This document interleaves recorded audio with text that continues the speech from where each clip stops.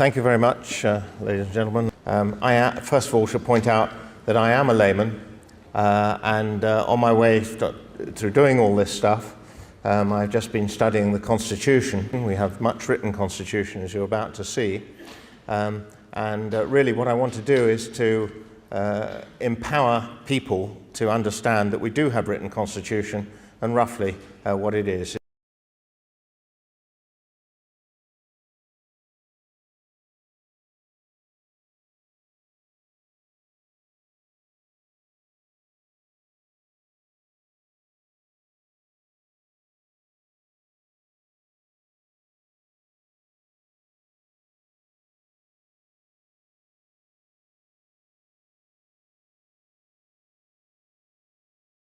So the first thing is that how many times have we been told that we have no written constitution? That's something that if you ever made any inquiries about constitution, that's the thing we're always told. But we do have a constitution that has evolved and been written over many centuries, and all those who hold any office are contracted to obey it by their oaths of office and of course by the rules of the law. So there is a question of oath of office and rule of law, and this is of course basically an honour system. So the question is, looking at it from a sort of engineering point of view, from a mechanical point of view, has Parliament been accorded absolute power? That's a question one would want to ask oneself. If there's no constitution, then presumably Parliament has no control over it, and it can do entirely as it wishes. If so, there can be no constitutional limitations to control it. Conversely, if there is constitutional limitation, it is plain that it ought to act as a firm limitation, and the citizens, of course, should be able to utilise that to keep the executive and the governing body in check. And of course, that means there must be means of obtaining redress and remedy. And that, of course, is a vital point. And ultimately, as with Magna Carta, there's actually a right of resistance, so that if the Constitution is disobeyed, that ultimately, when all legal means have failed, then there is an entitlement to resist. Well, those who say there's no written Constitution, here's a pretty good document, recognised the world over. This is the Magna Carta. There's 4 copies still in existence. 2 are held by the British Library just down the road from here, almost opposite, I think. And this one is Salisbury Cathedral's copy. And of course, this was a document which King John was forced to sign at the time. It's been confirmed, I believe, some people say 32, some people say 35 times, but one way or another there have been disputes about points, important points within it throughout our history, and each time Magna Carta has prevailed. So it's a very important document. It's very fundamental. One of the most important reconfirmations of Magna Carta, for those of you who are not really familiar with history, in 1688 we had what is known as our Glorious Revolution. And there are 2 documents depicted here. The one nearest me is our Declaration of Rights from 1688, and that had a statutory form, the Bill of Rights, which is on the right-hand side there. These are very important and very interesting documents. They exist, as you can see, they're current. That's my hand holding the Declaration of Rights on the left, and that's how I came to start this whole quest, really, was that I knew a little bit from my history at school that we had a settlement, a glorious settlement at the Glorious Revolution, and that we had a Bill of Rights, which was indeed the grandfather of Bills of Rights. It's where the American one came from, as you'll see later, and so on. And so it was obviously a very important document. And I thought that it had come from a Declaration of Rights, and that was about all I knew. And I decided to investigate this, and so I rang up the House of Lords Records Office and said, does such a document still exist, a Declaration of Rights, and may I come and examine it? And indeed I did, and ended up being allowed. They couldn't give me a transcript of it, which is in itself quite remarkable, because of course if this had been anywhere else in the world, this document would have been hugely treasured and on display. And it wasn't even recently the British Library had a freedom exhibition, and I don't think the Declaration of Rights was present there, although they had the Bill of Rights, the other document. But the Declaration of Rights is actually the settlement terms of the Glorious Revolution. Now, why this is important is because at that time, the old divine right of kings, where the king was assuming absolute power in 1688 under the Stuart kings, King James and so on, that was put an end to by this settlement. And this particular document, the Declaration, was the fundamental contract by which the whole thing was settled. So we'll come on to that in a little while. But what you have in Magna Carta, and in essence what happened in 1688, incidentally, comply or can be seen as complying with the terms of enforcement under Magna Carta for claiming redress and remedy. Anyway, what is Magna Carta? Well, one thing, it's a presumption for liberty.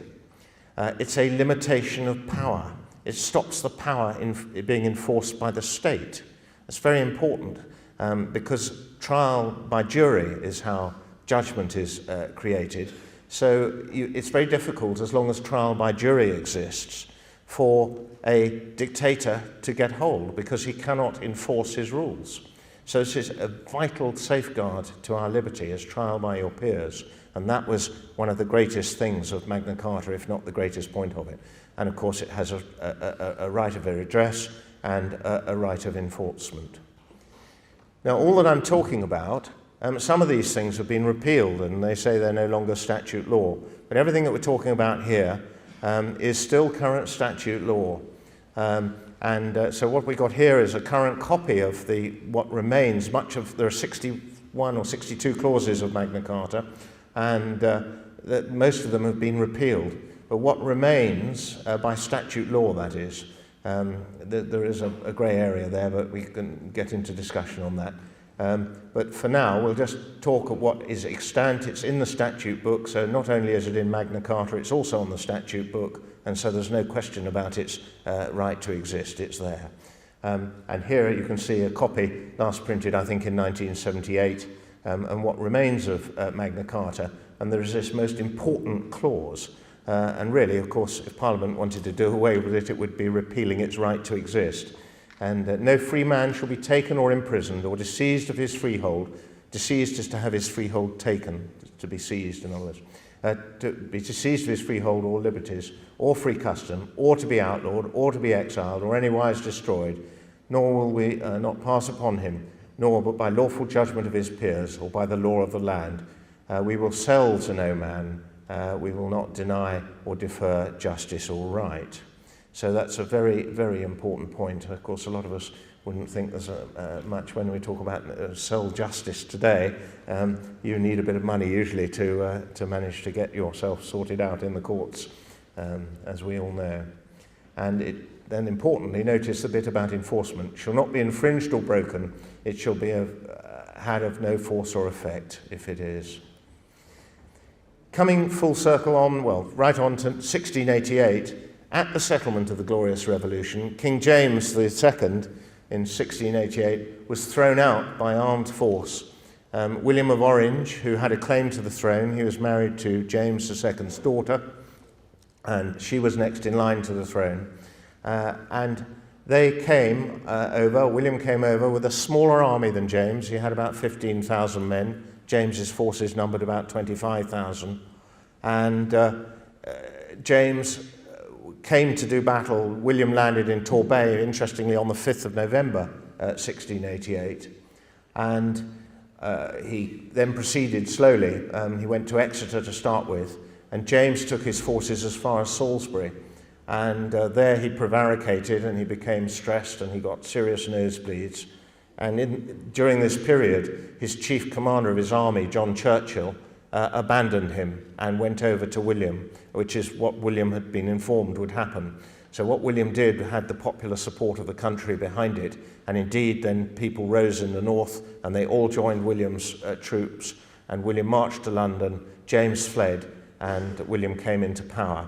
Now, the way that William came into power is of critical importance, because what happened is James fled. William got to London and said, well, look, how do you want to settle affairs? he was worried about this country becoming a Catholic nation at that time. Louis in France, Louis XIV, had 125,000 men under arms, and fortunately he had turned south at this time to go down to Austria and have a battle down there. So William was able to come from Holland with his small force, and he was worried about Holland being overrun, which was the only Protestant enclave. And of course, if you know of the Huguenots, the French Protestants who were being thrown out at that time and persecuted, and they were coming to England. Religion was about two power bases in Europe at the time, in primarily the Catholic and the Protestant religion. So we were the outpost for the Protestant cause at that time. And William wanted to maintain it so that he could create a bastion against Louis. And he came over, he came into London, and he then thought, well, I don't want to be a usurper of power. That wasn't his intention. He wanted a settlement that would last. So what he did is he issued an order that the old Parliament of King Charles II, which had last assembled in 1685, i.e. it wasn't a parliament that had so many placemen in it, from James II had been packing his parliament with his lackeys. So he decided that they would call the old parliament, plus the aldermen and many burgesses from around, to a big meeting on the 26th of December in 1688. And as I say, James II had fled to France with his wife. So these people met, they decided that there should be an election, and so they immediately held an election, and they sent people round the country. There was an election, and they formed a new committee, which was known as the Convention Committee, and this was all done by the 22nd of January. It's very interesting, when you go back in these old dates, a lot of you may not know, but the calendar was a different system, and the year changed with Easter. In 1688, it was actually the year change from 1688 to 9 was on the 25th of March. So it was centered on the religious point of Easter. And the thing here is that a lot of the time people have got confused about dates, because what is in fact January 1688, we would think of as January 1689. So it's, I'll talk about it as 1688-9, and then it will clarify that for you. So we come to January. This convention met, and they assembled on the 12th of, on the 22nd of January, and they assembled till the 12th of February. And they decided that James had done principally 13 things in principle that were wrong, and that he had abused the system and the rule of law, and that there were 13 ways in which they should be put right. And they wrote that up into this important document, the Declaration of Rights, and then they engrossed and enrolled it and put it in the Chancery. So in other words, it became an official document, and it's probably the only document in the Chancery, where all the statutes are stored, that isn't actually a statute. And what it said was that James had done the things wrong, this is how they should be right. James had fled the country, and because he'd fled the country, the throne was thereby vacant, and that they would offer William and Mary the crown under the terms of this contract. And so it says on the bottom of the document, we pray you accept the same accordingly. And this painting that is on the picture here is important, because that was a ceremony on the 13th of February, where Lord Halifax is actually with the crown kneeling in front of William and Mary, and you can see the clerk of the House of Lords reading the Declaration of Rights prior to passing over the crown. So the crown became a conditional contract. So when people talk about a constitutionally limited monarchy, it is this scene that actually started to set that whole bit of limitation in place. So the crown was not all-powerful. The most important point about this is that what actually happened in this settlement was that it was a victory for the rule of law. And it wasn't a victory for Parliament, as people like to say Parliament, meaning today really the Commons and just about the Lords. But it was a victory for the rule of law. To be king or commoner, the law is above you. That is a principle that is enshrined here. And so the Revolution of 1688 was a victory for the supremacy of the law and the separation of powers, i.e. the Magna Carta business of having trial by jury and so on. power limited by a contract between the people and the monarch to reaffirm the superiority of the rule of law. It was not a victory for Parliament over the Crown or monarchy, as it is frequently and usually portrayed by many politicians. And this is a vital point, because the priority is the rule of law. And the proof of this is very simple. The Declaration of Rights came into being, the Crown was handed over, and then the Bill of Rights came into being subsequent to that, because what they decided was that because they knew that people would query this whole setup at a later time, that once they got an ordinary Parliament, they thought, well, we better make a bill, becoming an Act of Parliament, to include the Declaration of Rights. So if you read the Bill of Rights, what you'll find is that in its text, it just has a little paragraph at the top, and it tells you what's happened, and it says, by the way, here is the Declaration, and then you find the whole of the Declaration within the Bill of Rights cited in it. So you can read the Declaration within it, and then there's more added to the Bill of Rights. But the point is that in the Stuart kings claimed absolute power, and that was wrong. Power was never absolute. They had usurped it. And the power that the Crown rightly possessed before the Glorious Revolution, it possessed afterwards. And so there was no transfer of power to Parliament. And these words in red of the Bill of Rights make that utterly clear. And it tells you what had happened, and here it is. And to whose princely persons the royal state, crown, and dignity of the said realms, with all honours, styles, titles, regalities, prerogatives, powers, jurisdictions, and authorities to the same belonging and appertaining, are most fully, rightfully, and entirely invested and incorporated, united and annexed. So that's wonderful language, and you can see it doesn't leave much out. Everything that the Crown rightfully had beforehand, it would have thereafter. The other great change came in the form of the coronation oath. They decided that, having got a new king and queen, we must have a coronation oath written down in an Act of Parliament. And here is that document, and it's probably the most significant document in terms of our, the being of England and Great Britain, the forming of Great Britain from this period, because the world was really changed by the words on this enactment. And what happened is it says, Archbishop or Bishop shall say, will you solemnly promise and swear to govern this people of this kingdom of England and the dominions thereunto belonging, according to the statutes in Parliament agreed on, and the laws and customs of the same. Now those words in red were not in the old Stuart oath, and so the old Stuart kings had been able to deny that they were bound by the statute law. But now here, very plainly, was an enactment for the oath, which was then subsequently sworn at the coronation, and the statutes in Parliament agreed on were included in the coronation oath. So there was a contract, quite plain, with the people. And this created very definitely a constitutionally limited monarchy, bound by the custom, the law, and the statute, and of course the oath. And clearly the prerogative power, therefore, of the Crown couldn't be used in any way to be in repugnance with the basic and fundamental laws of the kingdom. The laws in particular, that controlled the use of the Crown. The Bill of Rights is one such law. Royal assent is a prerogative of the Crown under constitutional restraint. Well, you're beginning to see that. And therefore it is a matter of law and custom. And there are these most important words, once again. It's a great privilege to be able to go to the House of Lords Records Office and find these documents. After all, this was written in 1689, because it was actually April that the coronation was, I think, on the 16th of April, 1689. And to be able to find these things and actually look at the original thing is something, really quite special. To bring us up to date, here is Elizabeth and her father's coronation oaths.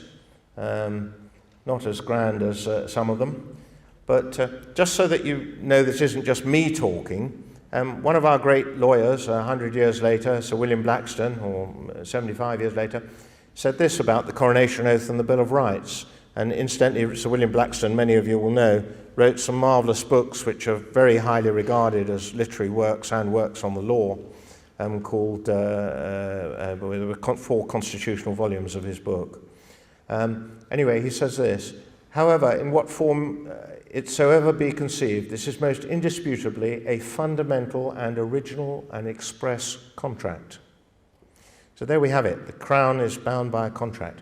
And to reduce that contract to a plain certainty, so that whatever doubts might be formally raised by weak and scrupulous minds about the existence of such an original contract, they must now entirely cease, especially with regard to every prince who has reigned since the year 1688.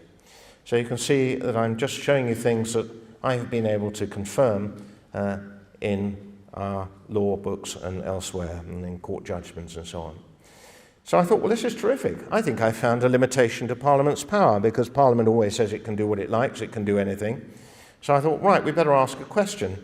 So I got my MP, Howard Flight, who kindly went along with this idea, to pose a question of Tony Blair back in 2000, it was July 2000.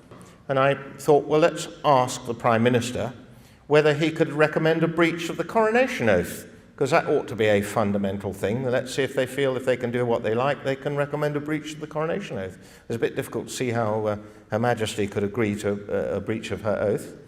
So I wrote the letter, and Tony Blair couldn't answer it himself, which is really hardly surprising now. He got Jan Taylor. The Prime Minister has asked me to arrange for a Minister of the Home Office to reply to you direct.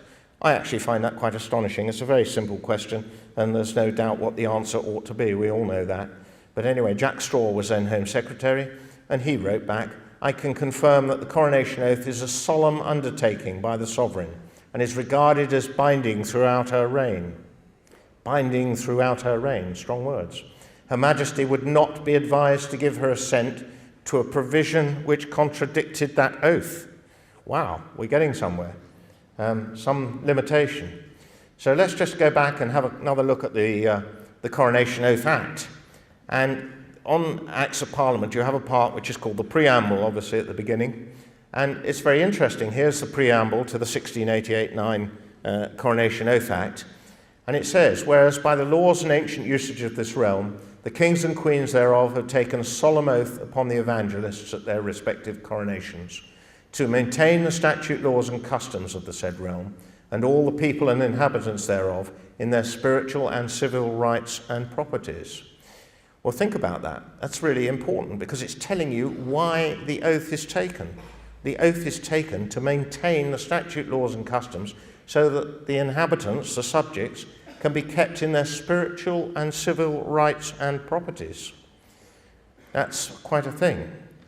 So that is the fundamental purpose of Parliament. It's not to take your goods away from you, your chattels and your possessions. It's to secure your private property and your spiritual and civil rights. Very important. And then, further into the coronation ceremony itself, the Queen, having said that she'll agree to the statutes in Parliament, or agree to govern only according to the statutes in Parliament agreed on, will you to your power cause law and justice in mercy to be executed in all your judgments? King or Queen, I will. So there you have it. All judgments will include law with justice in mercy.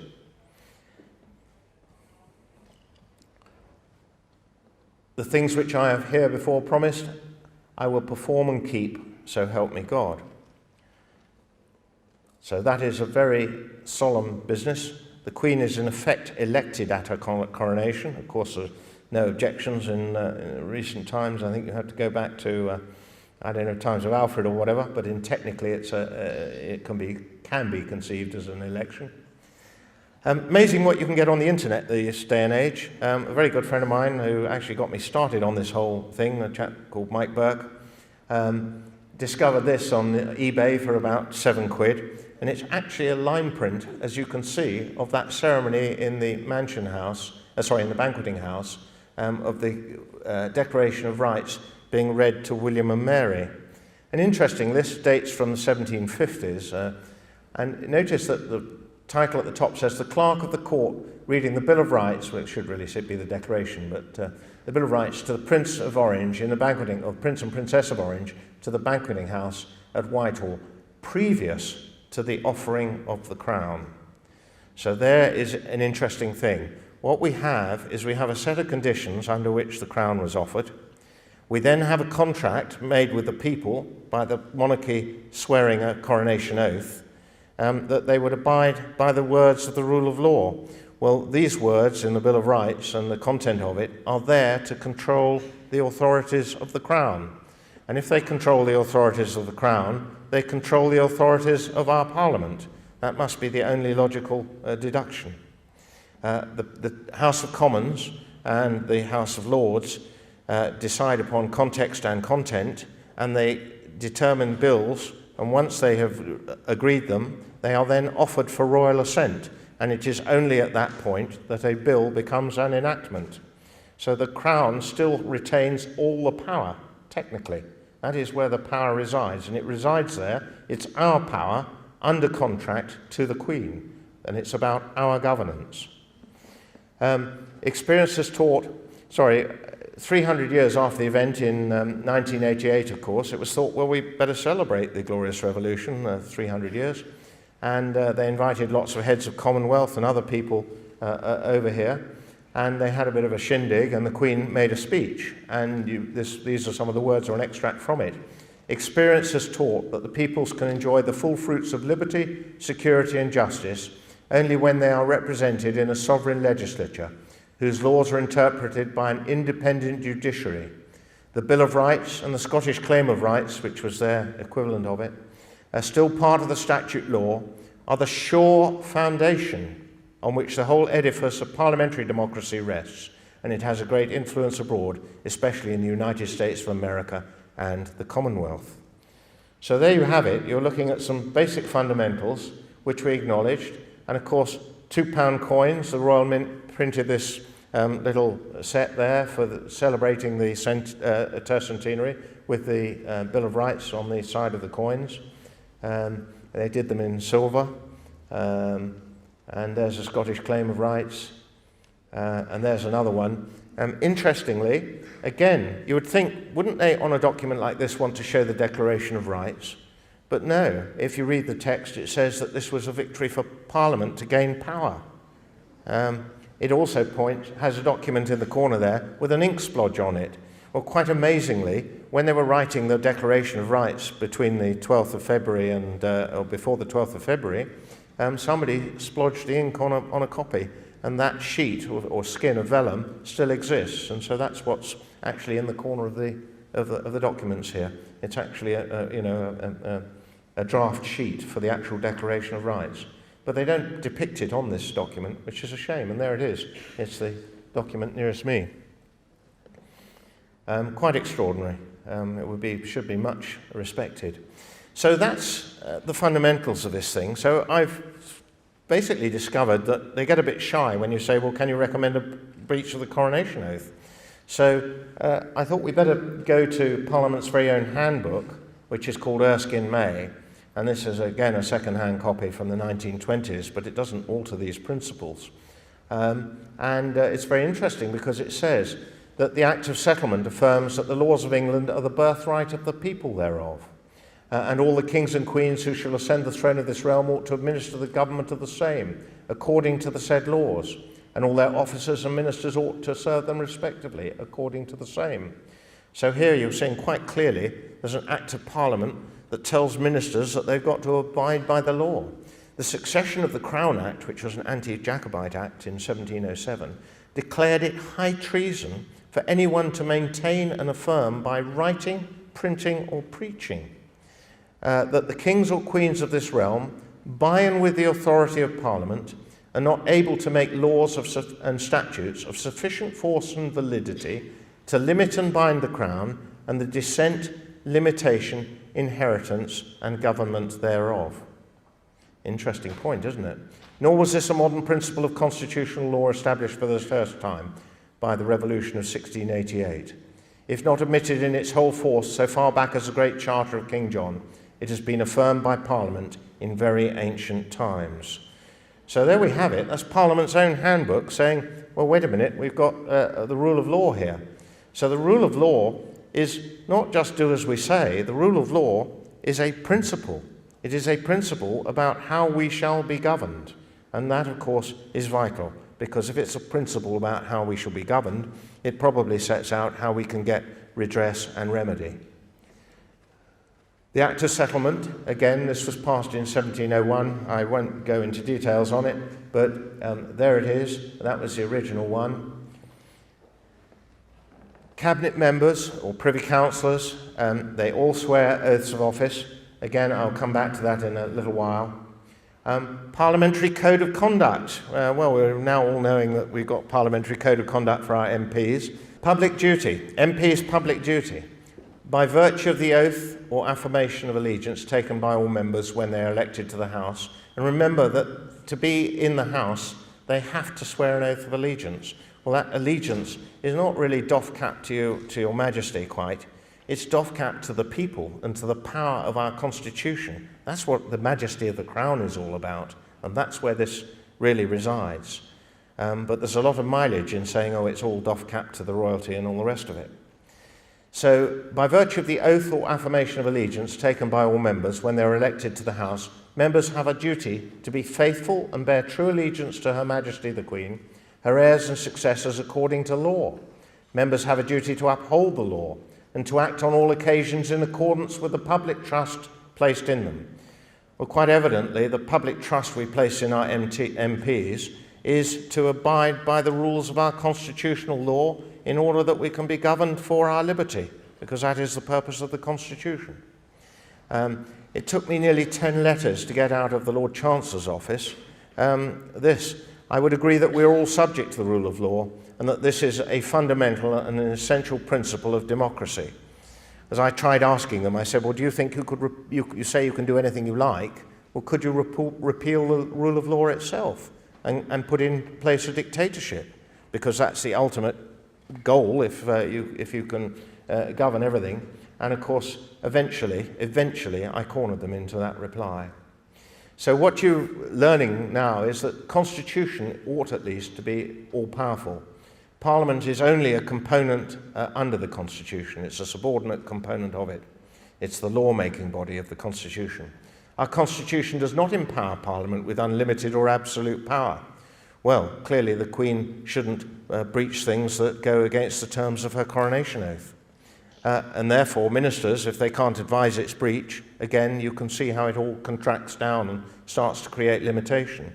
Upholding our Constitution is the preeminent public duty of all who hold office. Well, of course, that must be the preeminent duty. And it should obviously, therefore, always be their certain policy. Well, we know that that part has fallen to pieces. And indeed, they've done some downright opposing things. The people's liberty is ultimately upheld at the discretion of our juries. And there was a very interesting case on this. Perverse verdicts, the ultimate common law proof as to the limitation of statute power. A jury may never be directed to give a guilty verdict. Now, just to show you how far things have gone, there was a chap called Wang who I think in 2002, 2003 was having a pee in a railway station, and he had his bag mugged from him. And the chap picked the wrong bloke because Mr. Wang just sorted himself out and grabbed his phone and chased after the mugger who he saw ducking round the end of the platform somewhere, caught up with him. And by that time, he'd managed to get the emergency services on the phone and call for the police. And the mugger had just unzipped the bag and found a samurai sword in the bag and said, well, you won't be calling the police, will you, because you've got an edged weapon in a public place. And Wang said, well, I'm having none of that. And of course, the police came, and we know what would happen. Of course, they arrested both of them, and indeed, Mr. Wang got taken to court. And the judge, this is the absolutely incredible bit of this case, the judge said, oh yes, that's a regulatory thing, you're guilty, and told the jury that he was guilty. So that was the direction. And of course, it was appealed, and it was appealed into the House of Lords, and there was a unanimous verdict in which Bingham gave judgment, and the Lords, bless them, said we can consider that there are no circumstances in which a judge may direct a jury as to somebody's guilt. Now, this is terribly important because technically, Mr. Ponting, if you remember the Secrets case in the late 90s when he blew the gaff on Home Office cover-up or whatever about secrecy laws, Ponting was taken to trial, and undoubtedly he'd broken the Official Secrets Act. But the jury gave a not guilty verdict. Now that is the real strength of jury power, and it protects you, me, and all of us in this nation from oppressive measures. So the jury is a common law council of whether it thinks a measure is oppressive or not. Generally, of course, if a felon is brought before the court and he's done something wrong, a jury will be as shocked as ever. But in Ponting's case, they took the view that what he was doing was entirely within the letter of the law, and it might well be that the person who blew the gaff on the MP's expenses, I don't suppose they'd even dare take him to court, but if they did, I don't think you'll find a jury in the land that would convict him, although technically he may well have breached the law. But this is jury power. We need it. We need to be absolutely glued to it and not allow any prizing of it out of our hands.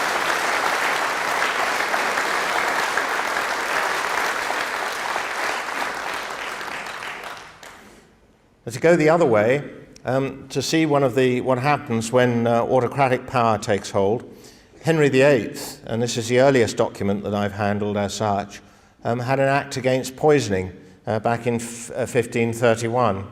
And he thought that poisoning was a particularly dastardly thing to do. And the Bishop of Rochester's cook, one Richard Rose, had poisoned the staff in the palace and tried to poison the bishop himself.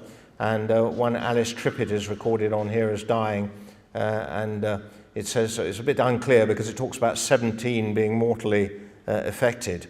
So I don't know whether it kills 17 people or not, but it actually only declares poor Alice Trippitt as having died. Anyway, that is the power of these bits of paper or parchment. This act was an act against poisoning. And what did it do? Henry VIII wanted to set an example. So poor old Richard Rose, Richard Rose shall therefore be boiled to death. And indeed, he was boiled to death, and I'm able to confirm that in some other parliamentary books that I have, which were printed in the 1750s. Hall mentions another act, that those who poisoned any person should be put into hot water and boiled to death. This act was made, adds he, because one Richard Rose in the Parliament time had poisoned divers persons in the Bishop of Rochester's palace, for which fact he was duly boiled to death in Smithfields. So that makes you think about it a bit, doesn't it? It brings a bit of reality to this. Now then, excessive bail ought not to be required, nor excessive fines imposed, nor cruel and unusual punishments inflicted. That is one of the 13 clauses and the remedy, or rather, for one of the wrongs that James was about. And that is in the Declaration of Rights, and of course it is therefore in the Bill of Rights. That excessive bail ought not to be required, nor excessive fines imposed, nor cruel and unusual punishments inflicted. Well, cruel punishments did go on, and they went on for much longer into Nelson's Navy. I think we had, or certainly had floggings much more recently, but keel hauling, which was a particularly nasty punishment, but it was the usual naval punishment for certain crimes. So what this clause did is it had a civilizing influence, and by and large I think it stopped the hang-drawing and quarterings, which were very grotesque business for those who committed treason. If you ask the man in the street, what about Constitution? Generally we get, oh, well, we don't have one, but the Americans have got one. So let's have a look at the American Constitution, because didn't they use exactly the same principles as we did? A lot of them, after all, were Englishmen who had got fed up here and didn't like paying too much tax, so they went abroad. And yep, they had their Bill of Rights, and here it is. And the whole thing is built on exactly the same thing. It's principles written down, known and declared beforehand, which is called law, written law, statute law, and oaths of office and honour to bind this whole lot together so that they shall be obeyed. And, of course, that there's means of redress and remedy in event that they go astray. And interestingly, not only did the Americans make their Bill of Rights, they actually copied bits of it word for word from our own. And so here you can see excessive bail shall not be required, nor excessive fines imposed, nor cruel and unusual punishments inflicted. And there it is as article, the 10th article.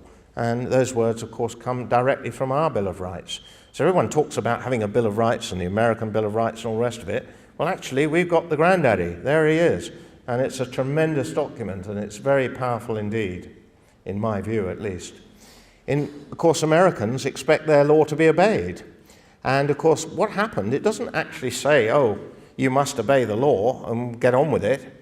They had a court case, a very important court case in 1803 called Marbury versus Madison.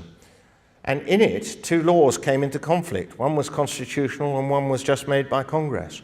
And Chief Justice Marshall declared that in any such conflict between the Constitution and a law passed by Congress, the Constitution must always take precedence.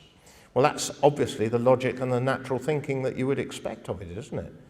But it's never happened. We've never had a Marbury versus Madison in this country. We have never actually, there are court cases that you can read, and probably the most recent one was the fox hunting case, in which there was just about mention that possibly the law lords could actually overturn an act of Parliament. Well, surely if you've got Constitution, you ultimately need redress and remedy. And sure, the Act shouldn't get through in the first place, but if they do, then surely we ought to be able to go peaceably to our courts and get them declared void. And that is something that hasn't happened here, but did happen in America, and that is the only reason that the American Constitution is so revered by their people, simply because they have had such a court case.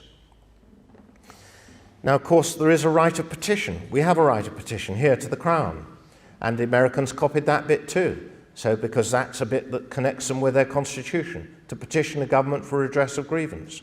And that, of course, comes out of the Magna Carta as well.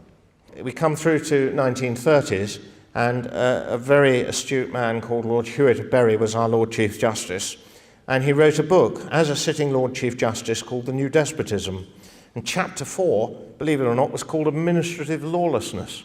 Well, coming from a Lord Chief Justice to see something like that didn't go down so well. Anyway, that manifested itself in a committee sitting called the Committee of Ministers' Powers. That had upset the balance of things, and so they thought, well, we better see what he's complaining about. And indeed they did, and this report, the Ministers' Powers report, is important because it decided what were the rightful powers of ministers. Because up to that time, what had been going on is that they'd started, particularly after the First World War, putting clauses into Acts of Parliament saying, you're the Minister of a Department Minister, and therefore you may have transport under your command, or whatever it is, agriculture, fisheries, food, whatever, all those things. But you can make the rules and regulations for your department. And the rules, this is an enabling act, giving you authority to make the rules, and you can sit at the tribunal as in the final arbiter of it. And so, of course, this was all, of course, subordinate to the true rule of law. This was creating an administrative system. And Hewitt said, well, actually, what you're doing is licensing lots of despots in the form of the ministers themselves and their systems. And there was a very good bit of text in the beginning of this report. It's a very good report, and I'll just read it to you because it's a most remarkable bit of wording. The most distinctive indication of the change of outlook of the government of this country in recent years has been its growing preoccupation, irrespective of party, with the management of the life of the people. A study of the statute book will show how profoundly the conception of the public function of government has altered. Parliament finds itself increasingly engaged in legislation which has for its conscious aim the regulation of the day-to-day affairs of the community, and now intervenes in matters formerly thought to be entirely outside its scope. This new orientation has its dangers as well as its merits. Between liberty and government, there is an age-long conflict. It is of vital importance that the new policy, and there you have it, ladies and gentlemen, all this was a change of policy, right? While truly promoting liberty by securing better conditions of life for the people of this country, should not, in its zeal for interference, deprive them of their initiative and independence, which are the nation's most valuable assets. Well, that was a passage from another report by Lord Macmillan, and I think you'll agree that there's a great deal of that echoes today, and that was back in 1929, 1930. What happened is that the Minister of Power's report came in 1932, and it criticised the way things were going, and said that, look, if ministers are going to run departments, instead of them just making lots of rules and regulations, all these rules and regulations ought to be numbered and properly written down and to some extent approved by Parliament, if not in a whole statutory format, will create something which they did call the statutory instrument.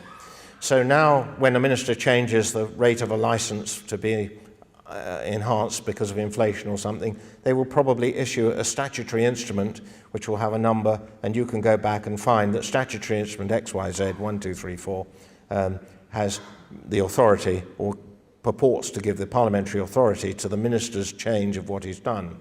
And of course, statutory instruments may be challenged because now, if a minister acts in creating statutory instruments beyond the scope of his office, then he shouldn't do so.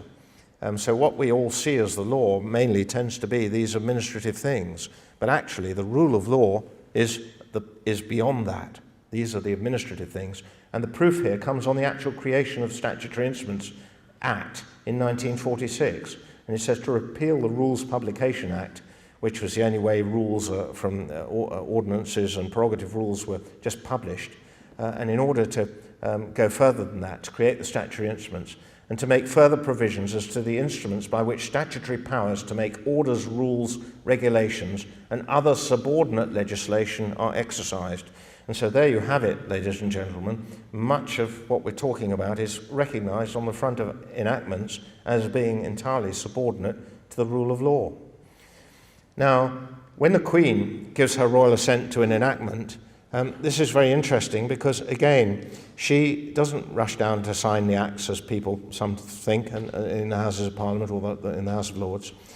She sends her cousins, they call it her cousins, and she does so by commissioning usually 5 of them to grant her royal assent to the acts. And so what happens is that she signs a letter patent, which this is a picture of, and you can see Her Majesty's signature at the top. And then at the bottom, unfortunately, it's a photocopy, but that would be the Great Seal of England on the bottom. It's a big red sealing wax seal, of course, with the royal seal, or the seal of England. And what it says is that you, commissioners, can pronounce my royal assent when the 2 houses have agreed the full content of the enactments, and the enactments are listed on the schedule. Well, this schedule is rather important because the middle one of the 3 acts on that schedule happens to be the European Communities Act 1972. So that authority, that letter patent which the Queen has signed, gave her permission, the royalists, to her cousins, in this case Lord Hailsham, to pronounce royal assent for the acts on the schedule. So it's that transferred the power. And this is very interesting. Well, it doesn't transfer the power recognises the bill to become an enactment. And the text of the letter patent tells us the story, set forth in the schedule here too. But the said acts are not of force or effect in law without our royal assent. Not of force or effect in law without our royal assent. So there you can see quite clearly where power lies. Power doesn't lie with the Commons or the Lords. The power is the people's power, vested under contract in the Crown. And here it is. And the Crown gives its royal assent to measures which it approves. But clearly, it shouldn't approve unconstitutional measures. Well, talking about unconstitutional measures, prior to the Lisbon Treaty, we had a constitution for Europe being offered us. And Article 10, the constitution and law adopted by the Union's institution in exercising competencies conferred on it shall have primacy over the law of member states. Well, that's quite interesting, isn't it? How can it have primacy over our law? Anyway, that was an article. Of course, this was chucked out. It was revamped as the Lisbon Treaty. And the Lisbon Treaty, of course, has got it in there that the competencies, the areas over which they can have jurisdiction, if you look in the small print, you'll find they can define them. They can alter them. And, of course, the Constitution became the Lisbon Treaty. Now then, I said we'd go back to the oaths of office. And this is very interesting. This is a Privy Councillor's oath of office. This is just a segment of it, which was highlighted earlier in black, and I'll read it to you. You will to your uttermost bear faith and allegiance unto the Queen's Majesty. See the point there, unto the Queen's Majesty, i.e. the majesty of the Crown, the majesty of the British Constitution, and will assist and defend all jurisdictions, preeminences, and authorities granted to Her Majesty, and annexed to the Crown by Acts of Parliament or otherwise, against all foreign princes, persons, prelates, states, or potentates. It's a medieval oath that has been kept in place and is still the current oath. And I haven't actually looked since about Christmas time, but if you go through to the Privy Council's website and you look for their oath of office, you will find the whole text there. You have to dig for it a bit, but it's there. So that's the oath. And of course, the potentate is a powerful city, state, or body. Well, how on earth can we have preeminence if suddenly we don't have preeminence? Because that's the consequence of Lisbon. And William Pitt, back in the 1770s, made a wonderful speech in the House of Lords as the Prime Ministers of the day were, although he wasn't, well, he was arguably a Prime Minister or not, but he was a leading man, to say that if the Commons had passed an unjustifiable vote, it was a matter between God and their own consciences, and nobody else had anything to do with it, was such a strange assertion as he had ever heard, and involved a doctrine subversive of the Constitution. What if the Commons should pass a vote abolishing this House, abolishing their own House, and surrendering to the Crown all the rights and liberties of the people? Let's think about those words, surrendering to the Crown all the rights and liberties of the people. Very important, meaning that the Crown has taken over all the rights and liberties because it has gained absolute authority over everything. So what if the Commons should pass a vote abolishing this House, abolishing their own House, and surrendering to the Crown all the rights and liberties of the people? Would it only be a matter between God and their own consciences? Would nobody else have anything to do with it? You would have to do with it. I should have to do with it. Every man in the kingdom would have to do with it, and every man in the kingdom would have a right to insist upon the repeal of such a treasonable vote and to bring the authors of it to condign punishment. I therefore again call upon the noble Lord to declare his opinion, unless he will lie under the imputation of being conscious to himself of the illegality of the vote, and yet being restrained by some unworthy motive from avowing it to the world. Lord Mansfield replied not. So I think you can see that the Constitution gives supremacy to the law, not to Parliament. The coronation oath is definitely a contract by which which we must be governed. It secures the supremacy of the law over both Parliament and the Crown. To pass powers of governance to those who owe no allegiance to the Crown, and thus the people, is unconstitutional. 2, to pass power to the unaccountable, the unelected, and the not removable by the electorate of the UK is also unconstitutional. Acceptance of the supremacy of EU law is a subordination of our Constitution to a foreign power. One cannot say otherwise. To accept the supremacy of EU law, the Queen will, of necessity, have to renounce her coronation contract to facilitate the dismantling of our existing Constitution or be put in breach of her oath. Now, if you think about the logic of that, how could the Queen accept other preeminences over us? And indeed, a situation arose between the King of the Belgians and his coronation contract, and he did indeed abdicate and have a new coronation oath over Catholicism. And that was fairly recent. I think it was in the late 90s. But this is an important point. So you can see that principle ought to hold. But of course, what's happening with us is that all the principles are being swept under the carpet and nobody's seeing them, but they are certainly there to be found. I hope I'm digging some out for you. Bowles versus Bank of England in 1912, very important case. For those of you who remember your history lessons a little bit, the budget failed in 1910, and Mr. Bowles was obviously a very wealthy man. He had dividends from shares of about £30,000, but the budget went down. And one clause of the Bill of Rights is no taxation without representation, i.e. an enactment of Parliament. There cannot be taxation by the Crown directly. There must be an act of Parliament to justify it. So he said, well, your budget's failed. You can't have your dividend. And the taxman said, no, we're taking our dividend. Bad luck. So he went to court and got this judgment. The Bill of Rights still remains unrepealed.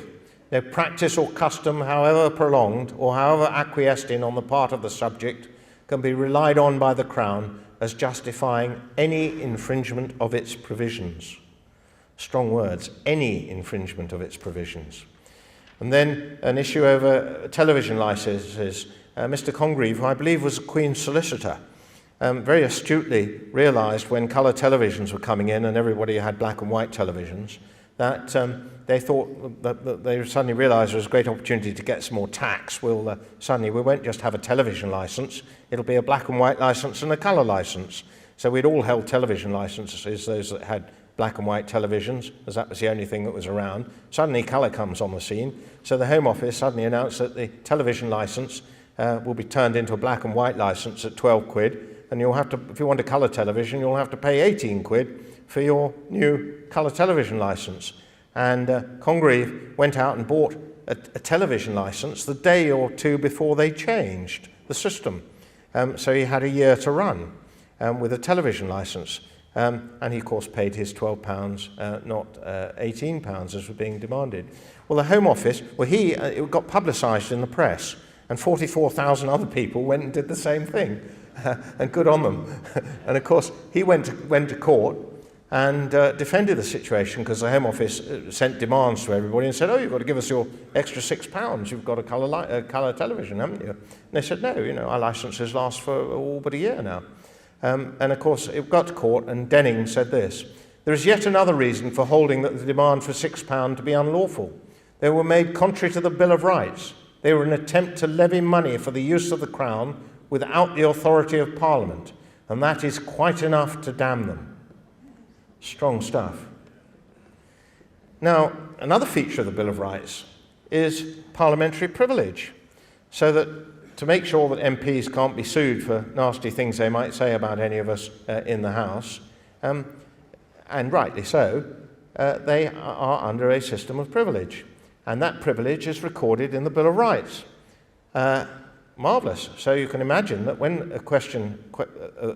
this was questioned as an issue, the Speaker, back in '93, Madam Speaker, the question of parliamentary privilege had arisen. Is now a well-known court case called Pepper versus Hart. Madam Speaker, the Bill of Rights will be required to be fully respected by all those appearing before the courts. So when it's a matter of parliamentary privilege, they want it fully respected. When it's a matter of the subject's liberty, it may be a little tougher. This privilege is confirmed in the Declaration and Bill of Rights, and it's what is known as Article 9, but it's not actually known by number in the documents. When Mr. Blunkett lost an issue of asylum seekers, that got in the press, and it was taken up by the Times, and Camilla Cavendish, the reporter here, asked Lord Woolf about the issues, and because the Lords, in effect, were getting close to saying that the enactment couldn't apply. Lord Woolf asked what would happen if there had been a clash between parliamentary sovereignty, which of course it means that we're above the law and you do what we say, and the rule of law. His sober answer was that the question ought not to be asked. Well, of course he's right. Technically it ought not to be asked, because Parliament ought to abide by all the constraints upon, the constitutional restraints upon it. But he said his sober answer was that the question ought not to be asked, but it must be. That were the words from Camilla Cavendish. Going back to Lord Hewitt, amazing how studying some of these legal things gets you a tremendous insight into what's going on. But how far more attractive, and this was Hewitt talking about the rules of administrative law, rules and regulations under subordinate measures being used to undermine the rule of law itself. And his complaint was that what they were doing was setting up administrative tribunals so that, in effect, you couldn't get to the courts. It wouldn't be a matter for the people. You would go before a tribunal, and the tribunal would decide the issue. And that's, of course, what's happened, and very often at the top of the tribunal, you've got the Home Office, the minister or whoever in charge. And Hewitt recognised the problem and put it like this: but how far more attractive to the ingenious and adventurous mind to employ the one to defeat the other, and to establish a despotism on the ruins of both. It is manifestly easy to point to a superficial contrast between what was done or attempted in the days of our least wise kings and what is being done or attempted today. In those days, the method was to defy Parliament, and it failed. In these days, the method is to cajole, to coerce, and to use Parliament, and it is strangely successful. The old despotism, which was defeated, offered Parliament a challenge. The new despotism, which is not yet defeated, gives Parliament an anaesthetic. The strategy is different, but the goal is the same. It is to subordinate Parliament, to evade the courts, and to render the will or the caprice of the executive unfettered and supreme. Now that was 1929, so you can see that he got a pretty good handle on what principles and what the change of principles could do to us. Thank you very much.